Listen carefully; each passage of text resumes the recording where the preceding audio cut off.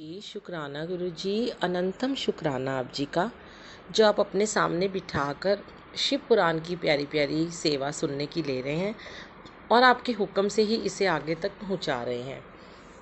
गुरु जी, मैं आपकी हमेशा शुक्रगुजार रहूँगी कि आपने मुझ नाचीज़ को इस सेवा के काबिल समझा है। ओम नमो शिवाय, शिव जी सदा सहाय। ओम नमो शिवाय, गुरु जी सदा सहाय। जय गुरु जी, शुक्राना गुरु जी, वाहे गुरु जी, ओम नमो शिवाय। अगला अध्याय शुरू। यति के लिए एकादशा कृत्य का वर्णन। स्कंद जी कहते हैं, वामदेव, यति का एकादशा प्राप्त होने पर जो विधि बताई गई है उसका मैं तुम्हारे स्नेहवश वर्णन करता हूँ। मिट्टी की वेदी बनाकर उसका समार्जन और उपलेपन करें। तत्पश्चात पुण्य अवाचन पूर्वक प्रोक्षण करके पश्चिम से लेकर पूर्व की ओर 5 मंडल बनाएं और स्वयं श्राद्धकर्ता उत्तराभिमुख बैठकर कार्य करें। प्रादेश मात्र लंबा चौड़ा चौकोर मंडल बनाकर उसके मध्य भाग में बिंदु, उसके ऊपर त्रिकोण मंडल, उसके ऊपर षटकोण मंडल और उसके ऊपर गोल मंडल बनाएं। फिर अपने सामने शंख की स्थापना करके पूजा के लिए बताई हुई पद्धति के क्रम से आचमन, प्राणायाम एवं संकल्प करके पूर्वोक्त 5 आतिवाहिक देवताओं का देवेश्वरी देवियों के रूप में पूजन करें। उत्तर और आसन के लिए कुश डालकर जल का स्पर्श करें। पश्चिम से आरंभ करके पूर्व पर्यंत जो मंडल बताए गए हैं उनके भीतर पीठ के रूप में पुष्प रखें और उन पुष्पों पर क्रमशः उक्त 5 देवियों का आवाहन करें। पहले अग्नि पुंज स्वरूपिणी आतिवाहिक देवी का आवाहन करते हुए इस प्रकार कहें, ओम हीम अग्नि रूपा मातिवाहिक देवताम आव्यायामी नमः। इस प्रकार सर्वत्र वाक्य योजना और भावना करें। इस तरह 5 देवियों का आवाहन करके प्रत्येक के लिए आदरपूर्वक स्थापना आदि मुद्राओं का प्रदर्शन करें। तत्पश्चात हाम हीम हूम हैम हौम हः इन बीज मंत्रों द्वारा षंडग न्यास और कर न्यास करें। इसके बाद उन देवियों का इस प्रकार ध्यान करना चाहिए, उन सबके 4-4 हाथ हैं, उनमें से 2 हाथों में वे पाश और अंकुश धारण करती हैं तथा शेष 2 हाथों में अभय और वरद मुद्राएं हैं। उनकी अंग कांति चंद्रकांति मणि के समान है। लाल अंगूठियों की प्रभा से उन्होंने संपूर्ण दिशाओं के मुखमंडल को रंग दिया है। वे लाल वस्त्र धारण करती हैं और उनके हाथ और पैर कमलों के समान शोभा पाते हैं। 3 नेत्रों से सुशोभित मुख रूपी पूर्ण चंद्रमा की छटा से वे मन को मोहे लेती हैं। माणिक्य निर्मित मुकुटों से उद्भासी चंद्रलेखा उनके सीमंत को विभूषित कर रही है। कपोलों पर रतनमय कुंडल झलमला रहे हैं। उनके उरोज 3 तथा उन्नत हैं। हार, केयूर, कड़े और करधनी की लड़ियों से विभूषित होने के कारण वे बड़ी मनोहारिणी जान पड़ती हैं। उनका कटिभाग कृश और नितंब स्थूल है। उनके अंग लाल रंग के दिव्य वस्त्रों से आच्छादित हैं। चरनार विंदों में माणिक्य निर्मित पायजेबों की झनकार होती रहती है। पैरों की उंगलियों में बिच्छुओं की 5 अत्यंत सुंदर एवं मनोहर हैं। यदि अनुग्रह मुर्दे के समान मूर्तिमान हो तो उससे क्या सिद्ध हो सकता है। इसलिए वे देवियां महेश्वर की भांति शक्त्यात्मक मूर्ति वाले अनुग्रह से संपन्न हैं। अतः उनके अनुग्रह से सब कुछ सिद्ध हो सकता है। सब पर अनुग्रह करने वाले भगवान शिव ने ही उन 5 मूर्तियों को स्वीकार किया है। इसलिए वे दिव्य संपूर्ण कार्य करने में समर्थ तथा परम अनुग्रह में तत्पर हैं। इस प्रकार उन सब अनुग्रह परायण कल्याणमयी देवियों का ध्यान करके इनके लिए शंखस्थ जल के बिंदुओं द्वारा पैरों में पाद्य, हाथों में आचमनीय और मस्तकों पर अर्घ्य देना चाहिए। तदनंतर शंख के जल की बूंदों से उनका स्नान कर्म संपन्न कराना चाहिए। स्नान के पश्चात दिव्य लाल रंग के वस्त्र और उत्तरीय अर्पित करें। बहुमूल्य मुकुट एवं आभूषण दें। इन वस्तुओं के अभाव में मन के द्वारा भावना करके इन्हें अर्पित करना चाहिए। तत्पश्चात सुगंधित चंदन, अत्यंत सुंदर अक्षत तथा उत्तम गंध से युक्त मनोहर पुष्प चढ़ाएं। अत्यंत सुगंधित धूप और घी की बत्ती से युक्त दीपक निवेदन करें। इन सब वस्तुओं को अर्पण करते समय आरंभ में ओम हीम का प्रयोग करके फिर समर्पयामी नमः बोलना चाहिए तथा ओम ही अग्न्यादि रूपाभाय पंचदेवी भय दीपम समर्पयामी नमः। इसी तरह अन्य उपचारों को अर्पित करते समय वाक्य योजना कर लेनी चाहिए। दीप समर्पण के पश्चात हाथ जोड़कर प्रत्येक देवी के लिए पृथक पृथक केले के पत्ते पर पूरा पूरा सुवासित नैवेद्य रखें। वह नैवेद्य घी, शक्कर और मधु से मिश्रित खीर, पुआ, केले के फल और गुड़ आदि के रूप में होना चाहिए। भूर्भुवः स्वाहा बोलकर उसका प्रोक्षण आदि संस्कार करें। फिर ओम ह्रीं स्वाहा नैवेद्यम निवेदयामि नमः बोलकर नैवेद्य समर्पण के पश्चात ओम ह्रीं नैवेद्यान्ते आचमनार्थात् पानीयम समर्पयामि नमः कहते हुए बड़े प्रेम से जल अर्पित करें। मुनि श्रेष्ठ तत्पश्चात प्रसन्नतापूर्वक नैवेद्य को पूर्व दिशा में हटा दें और उस स्थान को शुद्ध करके कुल्ला आचमन तथा अर्घ्य के लिए जल दें। फिर तांबूल, दीप और दीप देकर परिक्रमा एवं नमस्कार करके मस्तक पर हाथ जोड़ इन सब देवियों से इस प्रकार प्रार्थना करें, हे श्री माताओं, आप अत्यंत प्रसन्न हो शिव पद की अभिलाषा रखने वाले इस यति को परमेश्वर के चरणार बिंदों में रख दें और इसके लिए अपनी स्वीकृति दें। इस प्रकार प्रार्थना करके उन सब का वे जैसे आई थीं उसी तरह विदा देकर विसर्जन कर दें और उनका प्रसाद लेकर कुमारी कन्याओं को बांट दें या गौओं को खिला दें अथवा जल में डाल दें। इनके सिवा और कहीं किसी प्रकार भी ना डालें। यहीं पार्वण करें। यति के लिए कहीं भी एकोदिष्ट श्राद्ध का विधान नहीं है। यहाँ पार्वण श्राद्ध के लिए जो नियम है उसे मैं बता रहा हूँ। मुनिश्रेष्ठ, तुम उसे सुनो, इससे कल्याण की प्राप्ति होगी। श्राद्धकर्ता पुरुष स्नान करके प्राणायाम करें, यज्ञोपवीत पहन सावधान हो हाथ में पवित्री धारण करके देश काल का कीर्तन करने के पश्चात मैं इसे पुण्यतिथि को पार्वण श्राद्ध करूँगा, इस तरह संकल्प करें। संकल्प के बाद उत्तर दिशा में आसन के लिए उत्तम कुश बिछाएं, फिर जल का स्पर्श करें। उन आसनों पर दृढ़ता पूर्वक उत्तम व्रत का पालन करने वाले 4 शिव भक्त ब्राह्मणों को बुलाकर भक्तिभाव से बिठाएं।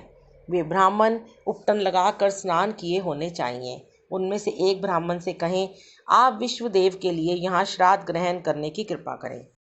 इसी तरह दूसरे से आत्मा के लिए, तीसरे से अंतरात्मा के लिए और चौथे से परमात्मा के लिए श्राद्ध ग्रहण करने की प्रार्थना करके श्राद्धकर्ता यति श्रद्धा और आदर पूर्वक उन सबका यथोचित रूप से वरण करें।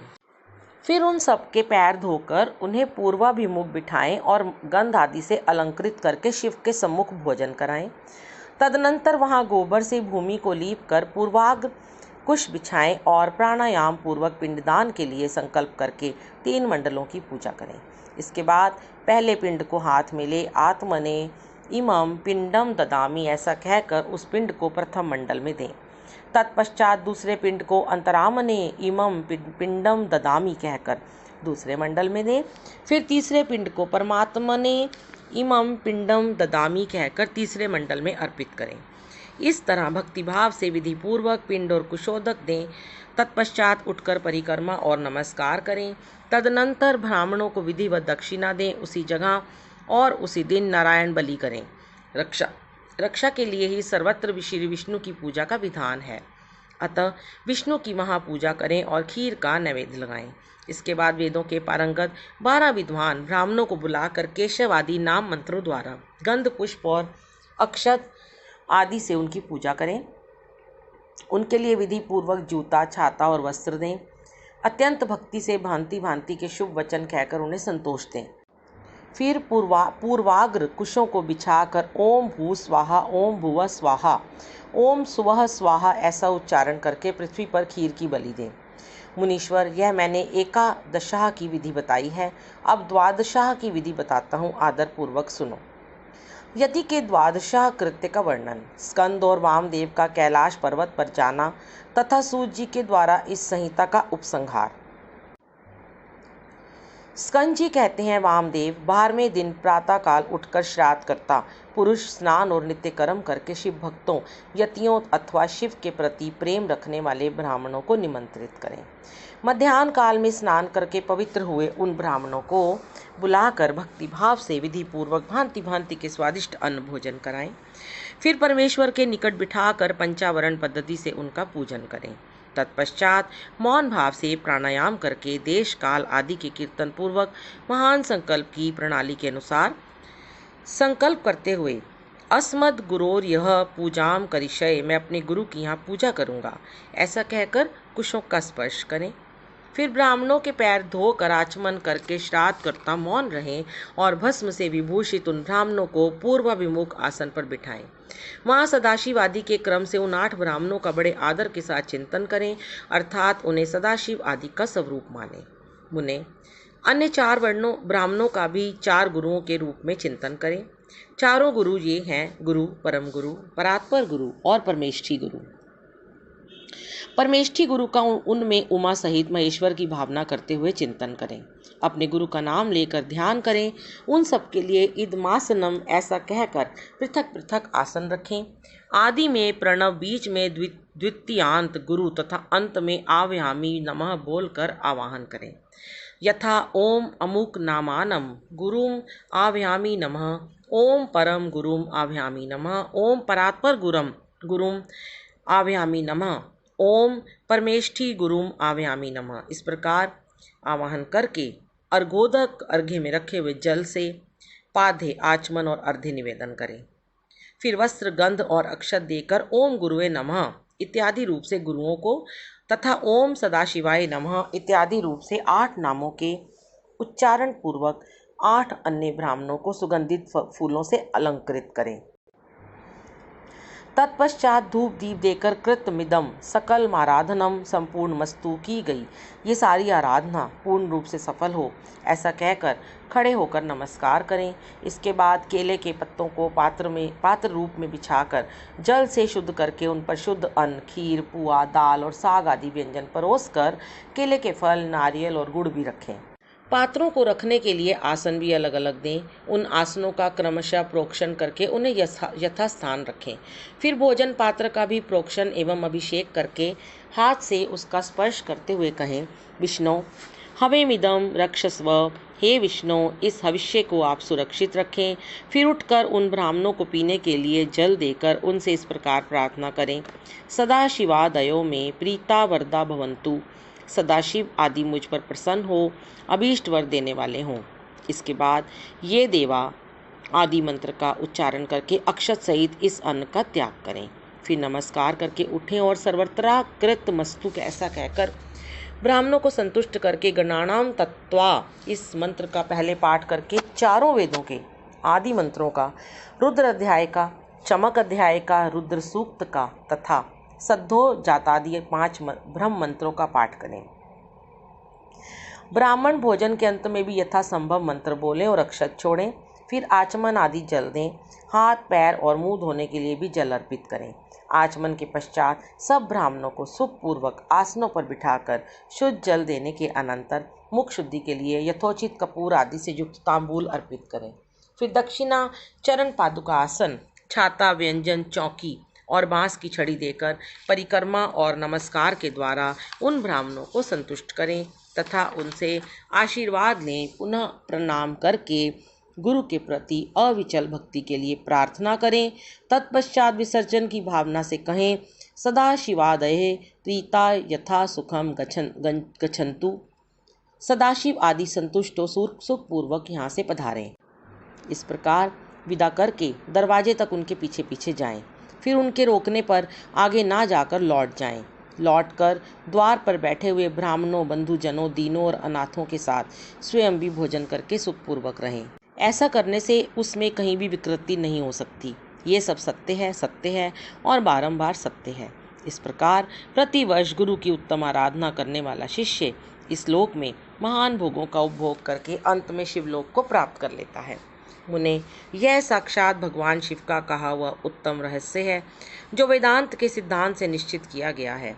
तुमने मुझसे जो कुछ सुना है उसे विद्वान पुरुष तुम्हारा ही मत कहेंगे। अतः यति इसी मार्ग से चलकर शिवो हम अस्मि, मैं शिव हूँ, इस रूप में आत्मस्वरूप शिव की भावना करता हुआ शिव रूप हो जाता है। सूत जी कहते हैं, इस प्रकार मुनीश्वर वामदेव को उपदेश देकर दिव्य ज्ञान दाता गुरु देवेश्वर कार्तिकेय पिता माता के सर्वदेव वंदित चरणारविंदों का चिंतन करते हुए अनेक शिखरों से आवृत शोभाशाली एवं परम आश्चर्यमय कैलाश शिखर को चले गए। श्रेष्ठ शिष्यों सहित वामदेव भी मयूर वाहन कार्तिकेय को प्रणाम करके शीघ्र ही परम अद्भुत कैलाश शिखर पर जा पहुँचे और महादेव जी के निकट जा उन्होंने उमा सहित महेश्वर के माया नाशक मोक्षदायक चरणों का दर्शन किया। फिर भक्तिभाव से अपना सारा अंग भगवान शिव को समर्पित करके वे शरीर की सुधि भुलाकर उनके निकट दंड की भांति पड़ गए और बारंबार उठ उठकर नमस्कार करने लगे। तत्पश्चात उन्होंने भांति भांति के स्रोतों द्वारा जो वेदों और आगमों के रस से पूर्ण थे जगदम्बा और पुत्र सहित परमेश्वर शिव का स्तवन किया। इसके बाद देवी पार्वती और महादेव जी के चरणारविंद को अपने मस्तक पर रखकर उनका पूर्ण अनुग्रह प्राप्त करके वे वहीं सुखपूर्वक रहने लगे। तुम सभी ऋषि भी इसी प्रकार प्रणव के अर्थभूत महेश्वर का तथा वेदों के गोपनीय रहस्य, वेद सर्वस्व और मोक्षदायक तारक मंत्र ओंकार का ज्ञान प्राप्त करके यहीं सुख से रहो और विश्वनाथ जी के चरणों में सायुज्य रूपा अनुपम एवं उत्तम मुक्ति का चिंतन किया करो। अब मैं गुरुदेव की सेवा के लिए बद्रिका आश्रम तीर्थ को जाऊंगा। तुम्हें फिर मेरे साथ संभाषण का एवं सत्संग का अवसर प्राप्त हो। कैलाश संहिता संपूर्ण। जय गुरु जी, शुक्राना गुरु जी। ये अध्याय समाप्त हुआ।